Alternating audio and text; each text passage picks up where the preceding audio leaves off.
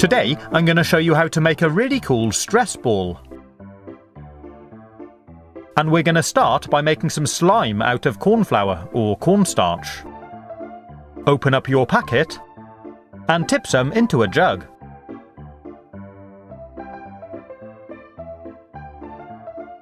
Then slowly add some water and mix it in with your hand. It absorbs the water really quickly, so keep adding some more until you can mix it into a nice slimy consistency, like this.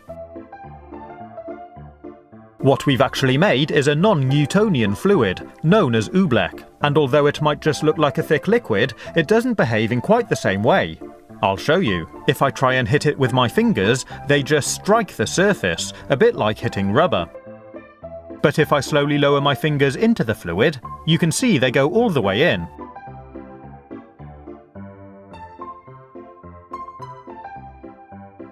And if I try and pick up a handful, I can actually mould it with my fingers.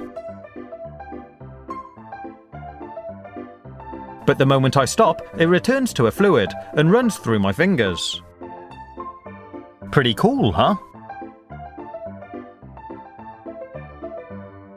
It's great fun to play with, and it's perfect for making stress balls out of, but it can be a bit messy.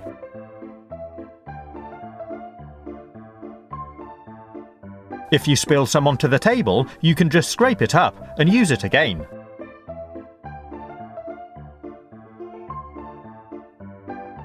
To make our stress balls, we're going to pour some into a balloon.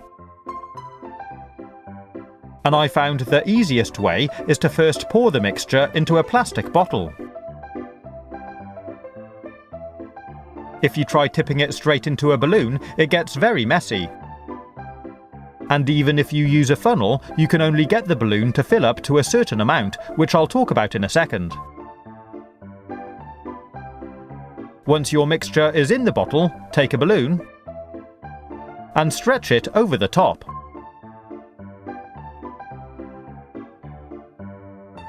Then slowly start tipping the oobleck out of the bottle and into the balloon. The balloon fills up to its natural size, then doesn't want to accept any more. So what you can do if you want to make a larger stress ball is gently squeeze the bottle to slowly pressurize more of the fluid into the balloon. This way you can make your stress ball considerably larger. When you're done, remove the balloon from the bottle.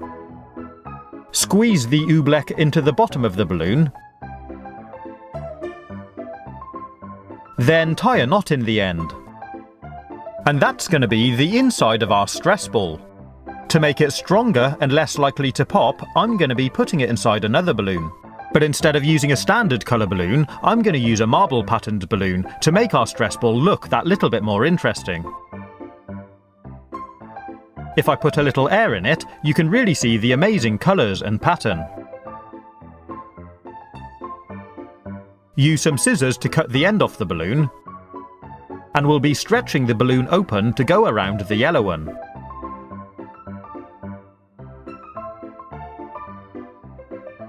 Cut the nozzle off this one as well. Then carefully stuff it into the other balloon with the knotted end first. It can be a bit fiddly, so you may want someone to help you.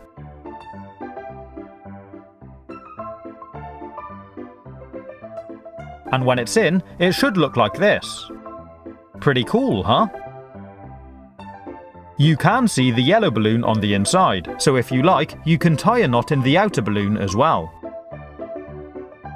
If you don't, you might find the balloon starts bulging out through the hole when you squeeze it, but I quite like that, so I decided to leave it as it is.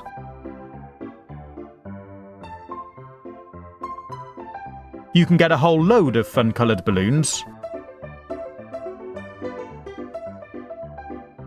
I thought I'd make one out of this blue, pink and white one. I started by filling a pink balloon with some more oobleck from the bottle, and did the same again. And this time I decided to tie a knot in the outer balloon to hold it all together. I really like this one because it's got great patterning on. If you prefer not to make the slime for a filling, you can fill the balloon with something like dried rice, or I'm using mung beans. I still recommend filling up a plastic bottle first, so you can squeeze air out of the bottle to inflate the balloon whilst you're filling it up. Tie a knot in it and cut it off. And you might want to put it inside a second balloon again to make it a bit stronger.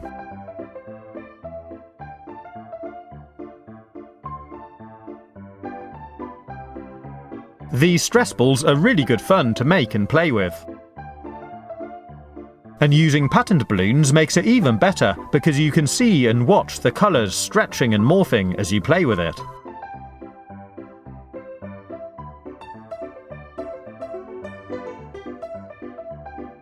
If you leave them sat still for too long, you might find the mixture inside start separating a little.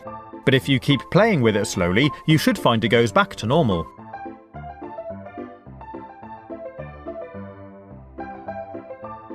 I recommend using good quality thick rubber balloons which don't easily break.